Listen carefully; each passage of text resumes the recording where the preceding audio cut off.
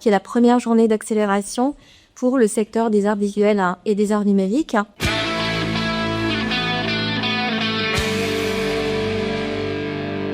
Les secteurs du PEP Ricard sont les secteurs des industries culturelles et créatives, donc c'est aussi des éléments de langage qui changent aujourd'hui, mais globalement on couvre tous les domaines des arts et de la culture.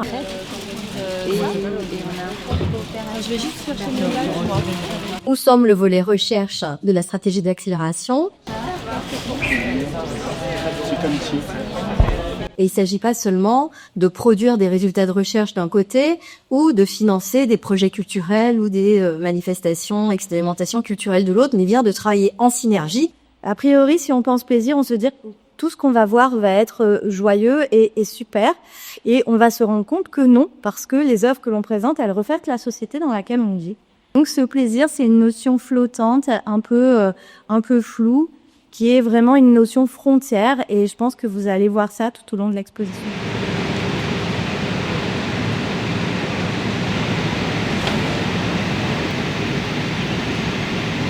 Ça crée immédiatement une forme d'empathie chez le reste des spectateurs et des spectatrices. La question principale qui nous rassemble, c'est comment soutenir aujourd'hui la production et la création artistique. Quel type de plateforme numérique pourrait être conçue pour renforcer la collaboration entre les artistes, les chercheurs et les industries culturelles et créatives?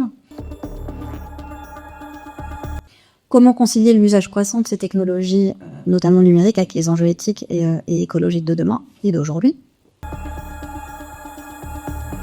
Comment intégrer des pratiques durables dans la production et la diffusion des œuvres d'art visuel et d'art numérique? Ça pose quand même la question, justement, de l'expérimentation, de la recherche pour les artistes. Ça, il faut en avoir conscience. Donc voilà, payons les artistes, toujours.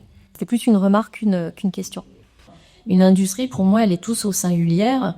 En fait, ce qu'on attend des artistes, c'est qu'ils produisent des œuvres qui sont issues d'une singularité. À cette question. Mes films, mes livres, les installations ont toujours été, pour moi, des manières de faire de la recherche aussi. Et pour moi, la recherche devait aussi avoir une dimension créative. Depuis 3 ans, on travaille aussi avec des lieux en Europe. Donc c'est des lieux qui sont vraiment portés par des artistes, donc par et pour des artistes.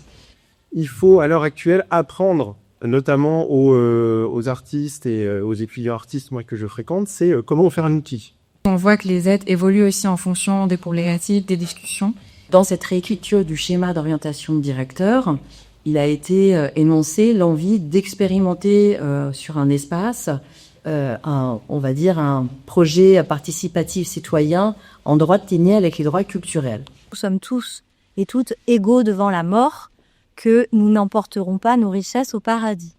Et donc, si nous n'emportons pas nos richesses avec nous, est-il véritablement nécessaire d'en produire autant? Est-il véritablement nécessaire d'accumuler autant de richesses? Avec cette idée de faire un constat, quels sont nos plaisirs aujourd'hui?